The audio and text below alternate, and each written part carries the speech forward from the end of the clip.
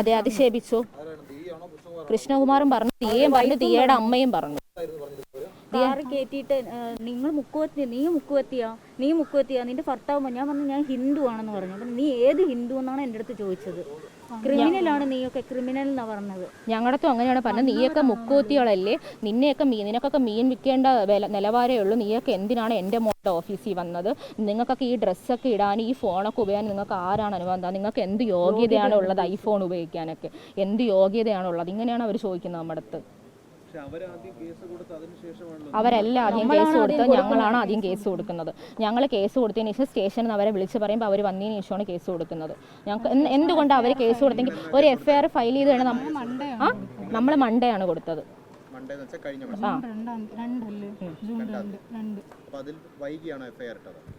നമുക്ക് അന്ന് രാത്രിയാണ് അവർ FIR ഇട്ടത്.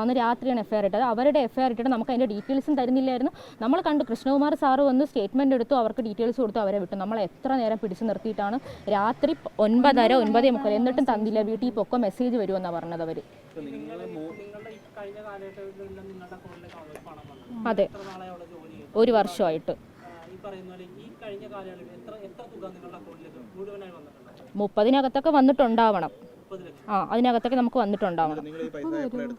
ദിയയ്ക്ക് നമ്മൾ വീക്കിലി ആയാലും ദിയ ഇങ്ങനെ നമ്മുടെ അടുത്ത് പറഞ്ഞിട്ടുണ്ട്, സ്വിഗ്ഗി ജീനിക്കാരൊക്കെ നമ്മുടെ ഓഫീസിൽ നിന്ന് പ്രോഡക്റ്റിൻ്റെയൊക്കെ ഫോട്ടോ എടുക്കാനായിട്ട് വരും. അപ്പോൾ അവരെ കയ്യിൽ നമ്മൾ ഫോട്ടോ എടുക്കാനുള്ള സാധനങ്ങൾ കൊടുത്തു വിടണം.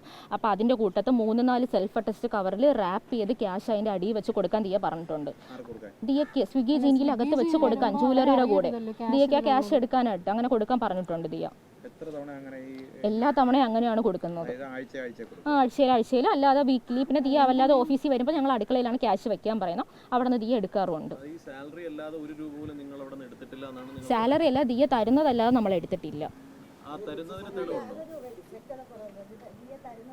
ദിയ നമുക്കൊരു ഇൻക്രിമെന്റ് പോലെ നമുക്ക് തരുമായിരുന്നു ക്യാഷ്. ഒരു 5,000, 10,000 അങ്ങനെ നമുക്ക് കിട്ടുമായിരുന്നു. ഇപ്പോഴും ഗൂഗിൾ പേ അല്ല, എന്ന് വെച്ചാൽ നമ്മുടെ അക്കൗണ്ടിലല്ലേ ക്യാഷ് വരുന്നത്. അപ്പോൾ നമ്മൾ ടോട്ടൽ പറയുമ്പോൾ ഇത്ര പോയിട്ട് ബാക്കി കൊണ്ടുവന്നാൽ മതി, അങ്ങനത്തെ ഒരു ക്യാഷാണ് പറയുന്നത്. പുള്ളിക്കാരിക്ക് കണക്കൊന്നും ഉണ്ടാവാൻ ചാൻസ് ഇല്ല.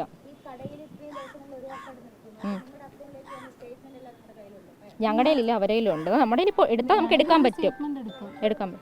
ഉണ്ട്. നമ്മുടെ ബാലൻസ് ചെക്ക് ചെയ്യുമ്പോൾ നമുക്ക് എത്ര ഉണ്ടെന്നുണ്ട്. അവര് പറയുന്ന പോലെയൊന്നും ഇല്ല.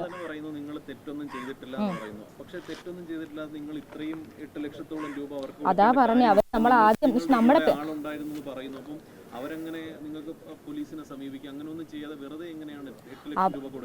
അവര് ആദ്യം നമ്മുടെ ഫോട്ടോസ്, കാരണം അവരിപ്പോൾ ഒരു സ്റ്റാറ്റസ് അന്ന് ഇട്ടിരുന്ന് കസ്റ്റമേഴ്സ് നമ്മളെ സ്റ്റാഫ് സ്കാം ചെയ്തിട്ടുണ്ട്, സ്റ്റാഫ് സ്ക്രീൻഷോട്ട് അയക്കാൻ വേണ്ടി അവർ അയച്ചിട്ടുണ്ടായിരുന്നു. അപ്പോൾ സ്റ്റാഫിൻ്റെ അക്കൗണ്ടിലാണല്ലോ കൂടുതലും പേയ്മെൻറ്റ് അവിടെ വന്നത്. ഇപ്പോൾ ആ സ്ക്രീൻഷോട്ട് ഉണ്ട്. ഇപ്പോൾ ആരായാലും നമ്മുടെ ചോദിക്കും നിങ്ങൾ ക്യാഷ് ആയിട്ട് കൊടുത്തതിന് തെളിവ് എന്താണെന്ന്. അപ്പോൾ ഞങ്ങളുടെ ഗൂഗിൾ പേയിൽ വന്നതിന് മാത്രമല്ലേ തെളിവുള്ളൂ. അപ്പോൾ ദിയനെ ഞങ്ങൾ പേടിച്ചു. ദിയ ഞങ്ങൾ ഓരോ ടൈമായിട്ട് ഇങ്ങനെ സ്റ്റോറി ഇട്ടുകൊണ്ടിരിക്കുമായിരുന്നു. ദിയ ഇൻസ്റ്റാഗ്രാമിൽ, യൂട്യൂബിലായിട്ട്.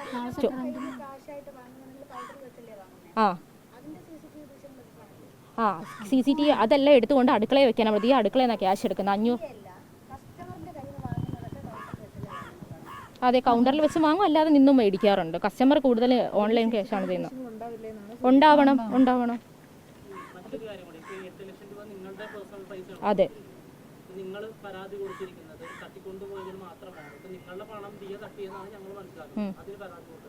അതിന് ഞങ്ങൾ ഇപ്പോൾ പരാതി കൊടുത്തിട്ടില്ല. ഞങ്ങൾ ഉടനെ അതിന് വേണ്ടിയുള്ള കാര്യം ചെയ്യുന്നുണ്ട്. കോർട്ട് അവധി ആയതുകൊണ്ട് നമുക്ക് കൊടുക്കാൻ പറ്റില്ല. മൺഡേ കൊടുക്കും. നമ്മൾ കൊടുക്കാതിരുന്ന വെച്ചാൽ നമ്മൾ ലീഗലി അഡ്വൈസ് എടുത്തിട്ടാണ് നമ്മൾ ചെയ്തത്. അപ്പം നമ്മുടെ അഡ്വക്കേറ്റ് പറയുന്ന പോലെയാണ് നമ്മൾ ചെയ്തുകൊണ്ടിരിക്കുന്നത്. അപ്പം അദ്ദേഹം പറഞ്ഞു ഇപ്പോൾ അത് ചെയ്യണ്ട, മൺഡേ നമുക്ക് അതിൻ്റെതായ കാര്യങ്ങൾ ചെയ്യാം. അതുകൊണ്ടാണ് നമ്മളത് വെയിറ്റ് ചെയ്തത്. പോലീസ് സ്റ്റേഷനിൽ പറഞ്ഞിട്ടുണ്ടായിരുന്നു, ക്യാഷ് അവർ മേടിച്ചൊക്കെ പറഞ്ഞിട്ടുണ്ടായിരുന്നു. കൃഷ്ണകുമാർ സാറ് പോലീസ് സ്റ്റേഷനിൽ വന്നപ്പോൾ ഞങ്ങളുടെ ക്യാഷ് വാങ്ങിയെന്ന് സമ്മതിച്ചിരുന്നു.